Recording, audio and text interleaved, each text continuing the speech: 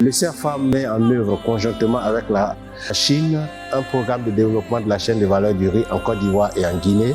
Et ce projet vise à renforcer les capacités des petits producteurs, améliorer leur capacité de production et en même temps les aider à réduire les pertes post-récolte.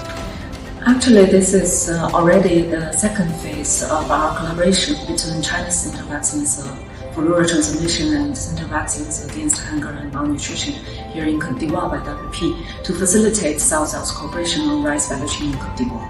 In China, at household level, the post-harvest loss rate could be reduced down to even 2%. Hopefully, such a project on rice value chain development focusing on post-harvest loss management could help local farmers reduce their storage processing stages of loss rate.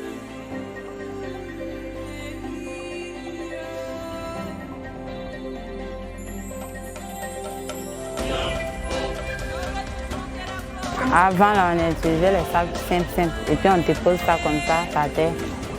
Donc les trucs rentrent dedans maintenant.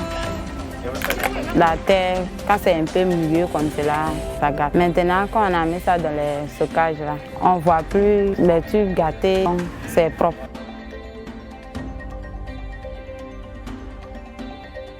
Je m'appelle Tio Mongo. Je suis dans le groupement Obaonyo. Je suis la secrétaire. Bon, nous sommes 128 femmes. On fait le riz. Quand on a fini de faire le riz, si le riz est arrivé là, on allait ramasser, on a battu avec les batteries. Travailler avec les dabas là, c'est difficile. Si tu travailles avec les dabas là, il y a mot de rien. Le projet nous a apporté beaucoup de choses. Machines, barils, il y a beaucoup de choses. Des sacs, stocker le riz. Il y a eu beaucoup que pour l'année dernière. Quand on travaille avec les dabas là, on soufflait tellement, on soufflait là. Maintenant là, ça va finir.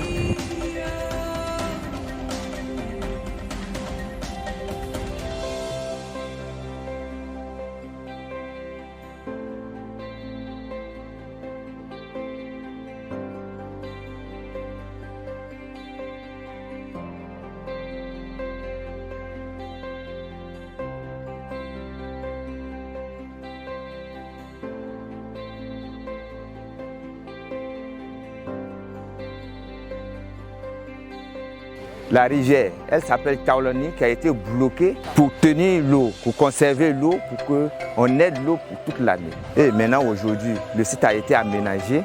Nous bénéficions tous.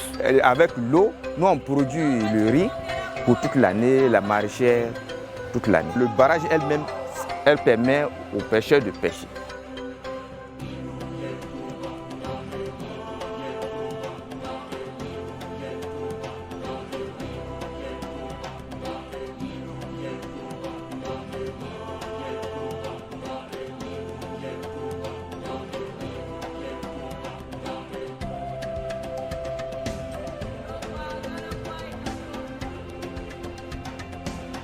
Je suis très heureuse de recevoir l'équipe du PAM et du CERFAM chez nous à Cissé-Dougou. Avec l'appui qu'ils nous ont envoyé, ça va nous permettre de produire beaucoup et donner encore plus dans les cantines scolaires. Cette année, avec les changements climatiques, les choses n'ont pas vite démarré, donc on avait beaucoup de difficultés. Donc les femmes ont quand même fait un effort. Nous avons pu labourer une superficie de 1 hectare 8. Et puis là-bas, on a eu 3 tonnes 185 kg et on a remis 2 tonnes de riz à la cantine scolaire. On a pensé plus à nos enfants par rapport à nous-mêmes. Je me nomme Kwame Kwasigi Lionel. Je suis élève en classe du CM2. Mon école se nomme EPP Demasso. Ma matière préférée est maths. Je suis premier. Moi, je vais être footballeur parce que j'aime jouer au foot. J'aime courir, j'aime faire le sport. Je veux devenir comme Drogba. C'est important de venir à l'école. Si tu viens à l'école, tu peux travailler, seul le travail paye. Et c'est l'école qui fait que quand je vais grandir, je vais savoir parler le français, les autres langues. Quand je mange à la cantine, ça me permet de bien réfléchir pour mes devoirs. Quand je finis de manger, je me sens bien. Je rêve à mes devoirs que je dois faire.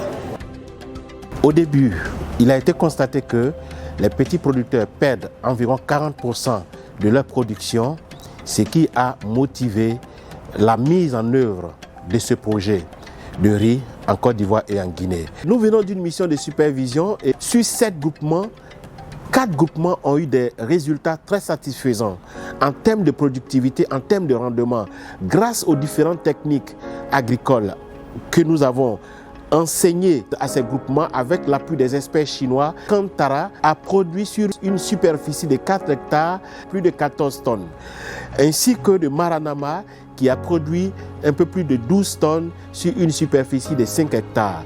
Je tiens à remercier la fondation Bill et Melinda Gates, le centre d'excellence de la Chine pour la transformation rurale et ensuite notre partenaire de mise en œuvre, le programme alimentaire mondial avec l'ANADER et le ministère de l'Agriculture, l'ADERI, qui nous accompagne dans ce projet.